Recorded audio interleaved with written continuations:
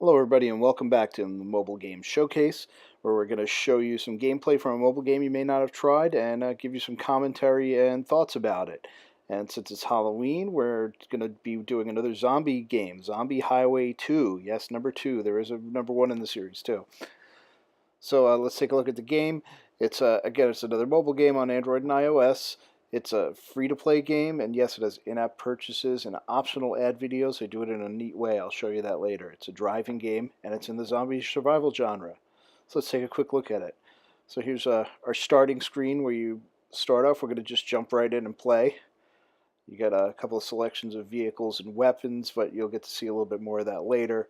We're just going to play it with what we have for now. So here we go. The premise of the game, you're driving down a highway and getting attacked by zombies, and you're trying to see how far you can get before they get you. Of course, as you can see, you can run over the zombies. There's lots of obstacles to get out of the way, and they're going to jump on the car and try and knock you over, and you got to try and scrape them off or use your weapons to blow them away. So there's a little bit of it's fairly simple gameplay, but it's a lot of fun. It has a little bit more legs than you have. It's devilishly difficult at times. This stage in the game, it's not too bad, and you see there I used one of my weapons to blow them away. There's different types of zombies. Some are stronger than others. Some you can scrape off in one hit. Some you can't. Some you may have to use weapons. And they pull on your car at different rates. Eventually, if enough of them get on, they'll actually start to roll the car over. So you see here, I'm trying to run them over to keep them from getting on my car in the first place, but it's not always going to work. And this is still fairly close to the beginning, so the difficulty isn't ramped up that much. It gets a lot harder as it goes on. The scenery changes and such. Like I said, there was a Zombie Highway 1. I think the crash mechanics on that were a little less forgiving. It was a lot easier to crash into obstacles and have it stop you and end the game, so it was a little bit frustrating. This one, they seem to have smoothed that out a little bit. And they've introduced all sorts of new types of zombies. There's red ones, which are a little tougher than the standard ones. There's fat ones, which can take a lot more damage. And even I think you'll see in a later video, walkthrough, there's ones that will actually drop money because they're zombie stockbrokers. This is a scene that wasn't available in the first edition. This is a highway, multi-lane highway. This is pretty cool. Through a city. You see, this red zombie's really tough here. He doesn't want to go down, so I keep using I'm using a submachine gun now. How do the controls work? Well, it's actually here we go, changing weapons. That's the only place you get to pause. If you look at changing weapons, but I'm staying with the submachine gun here. But to get back to what I was saying, the controls are pretty straightforward and simple. You drive the car by tilting the steering wheel. The longer you go on a straightaway, the faster you go. If you turn, you slow down a little bit. If you crash into something, you slow down a little bit. And that's about it for the driving mechanics. Your weapons, you'll notice there's a couple of dots that will light up when the zombies are on your car in the bottom corners. Oh, and that's one of the new types of zombies. You get a little screen like this every time you come across a new type. It's a fat red zombie, so he's going to be tough to get off. You see here they're pulling my car over. I'm also out of ammo, so I can only get them off by scraping them off, and this is where the game gets really tough. And at this point, I'm having a lot of trouble. I can barely control the car because they're pulling me all over the place and I crash. This is where you see that free-to-play mechanic come into play. I actually selected there to do a replay in exchange for watching a 30-second video later. You can either use coins for it, or you can watch a video later. So I chose to watch a video later, and you get another chance. It rewinds you a few seconds, and I'm still in trouble, and it's not going too well. I'm barely holding on here. I'm trying to get the zombies off me. It's not working too well, and I crash again. You get a couple of chances at this, so here, instead of paying 2 coins, I'm going to, in vain, try to watch a video again, and I lost pretty quickly there. So I don't have any coins, so the game ends, and you see it shows me right here I unlocked another weapon, which will be interesting to use, a revolver. So it's a slow firing but a high damage weapon. I can purchase it for in-game currency, or you could coin it. And now I get to watch the video ads that I delayed. So, I did that 3 times. So I got 3 videos to watch here during this that I cut out. And that mechanic's actually pretty cool because it lets you, the game still gets to make money off the ad revenue, but you don't feel like you have to spend money to keep going and get those few extra chances and those few extra seconds. Here's a game wrap up. You see some stats about how you did, and we're going to go in and we're going to change up our weapons. I'm going to move my weapons around and make sure that I have my new revolver in there, because we're going to want to try that out. If I had more than one car, I could swap cars. And another little free-to-play note, you notice there's an extra weapon slot that you can open for 75 coins. It'll take a while to build up that many coins, or you could just buy them. That's a case where in the free-to-play model that actually works really well, because that's something that gives you a lasting benefit that you'll always have as long as you're playing the game, and it's not temporary. So that's the kind of purchase that I think most people would be okay with as long as the price is reasonable.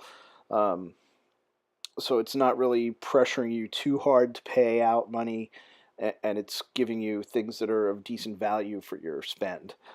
So as far as how they did it free to play and the implementation with the optional videos, I think was actually a pretty good compromise. It lets the game company make some money, and it doesn't annoy you. So here we go. We're going into a new game. I've got my revolver up, so we can see how that goes. And again, what's improved over Zombie Highway 1, which I also played, by the way. Well, there's more types of zombies, like I mentioned before. The controls are a little smoother. The game mechanics a little bit less frustrating because you're a little bit less likely to get hung up and crash for no reason while trying to scrape a zombie off. And there's a couple of different types of scenery. I think towards the end of this run, you'll get to see yet another type of scenery. And the goal here is to see how long you can go before the zombies get you. And I think there's that stockbroker zombie I was talking about earlier.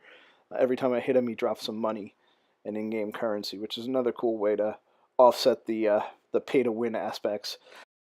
So like I was saying before I interrupted myself, the goal of the game is to see how far you can go and how long you can hang on before the zombies get you. And I think that's cool because the goal isn't to actually get somewhere and to survive, it's to see how long you can live before they eventually kill you. Which is kind of how it really would be in a zombie survival situation, is it would really only be a matter of time. So here we go. I'm not going quite as far as I did last time, but I think I'm doing a little bit better with the weapons. Still running over zombies. I've still got ammo left, so I'm doing okay. I've only gone about 2.5 miles now. Now I'm starting to get in a little bit of trouble, and getting out of it. This actually gets a little bit easier when you unlock the heavier cars. They're a little bit more resistant to the zombies pulling them over, and you'll unlock better weapons as you go on through. And maybe if you can earn or spend the money for those 75 coins, you can open up another weapon slot and not run out of ammo as quickly. And also generally just get better at the game, and you'll start to go further.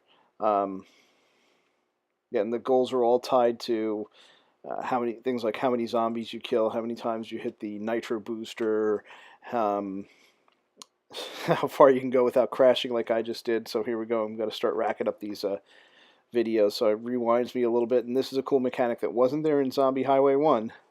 In Zombie Highway 1, you came to an end, you spent money or to keep going, or you ended. You spent coins, rather, not necessarily real money. So here we go. And this is another type of scenery that we didn't get to see last time. It's a icy road. It's a little bit slick. It's mostly just looks. And here I'm blasting away and trying to survive and failing. So we'll take another shot at this.